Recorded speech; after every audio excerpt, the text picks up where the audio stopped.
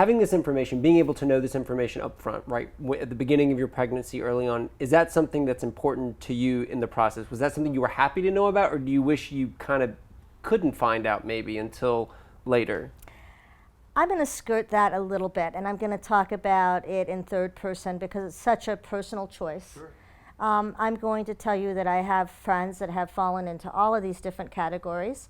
I have one friend that buried 3 babies in 5 years because they kept coming up with that 25% chance. I have one friend who has 2 average-sized children, so they came up with that the other 25% twice. And I have friends that have said, oh, we'll never get pregnant because we don't want a dwarf child. We went through so much ourselves, we would never want that for a child. I have friends that say, I'm scared to death of having an average-sized child, which I don't understand because I teach high school. That is not a big deal. And I have these great friends in LA whose son, as I just told you, is 6'4". So, this choice that we are now given, or the access to this technology, maybe, is very, very powerful. I'm going to tell you a quick story. We had a regional conference in Los Angeles about a year ago. 3 women, all in their 20s, all kind of grew up together by default. I mean, not necessarily in the same town, but because they've been Little People of America members all of their lives. All pregnant.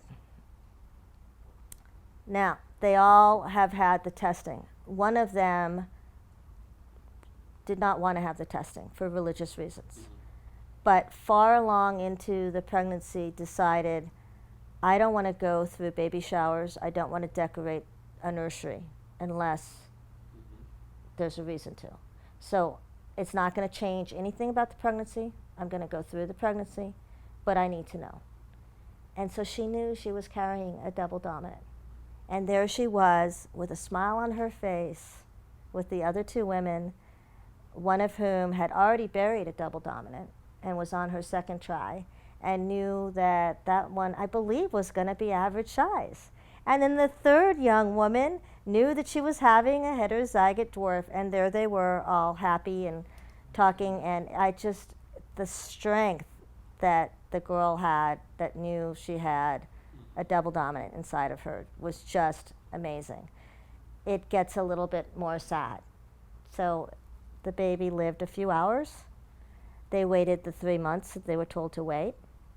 They got pregnant again, and again had a double dominant, and kept it. And that's their own choice. And aren't we lucky in this country that we have choices? Right.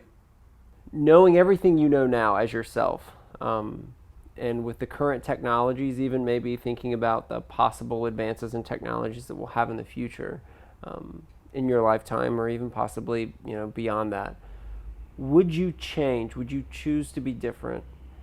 And sort of as a variation of that, if you could choose this for your children, how would you?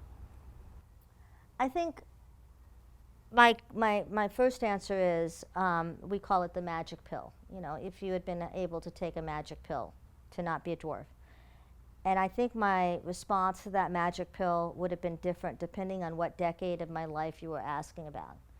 I would most likely have taken that magic pill in middle school and probably high school. Prior to that, I don't think I really cared. I was just a kid. I've never faced outright discrimination in my job hunts. So I think that magic pill may have been taken between middle and high school. But after that, you kind of get awfully comfortable in your skin. Do you think it's harder to be born disabled or to become disabled later on in your life? And the people that are really on it and thinking, it blows my mind when they give me the answer that I'm looking for, which is this. Most definitely, it's harder to become disabled because something has been taken away from you, with the exception, perhaps, of being blind or deaf. Because if you become blind later in life, you know what things look like. So you can reference that when you can no longer see them. If you become deaf later in life, you've learned how to talk. you can talk. And I just want to kiss them when they give me that answer, because they truly are thinking about it.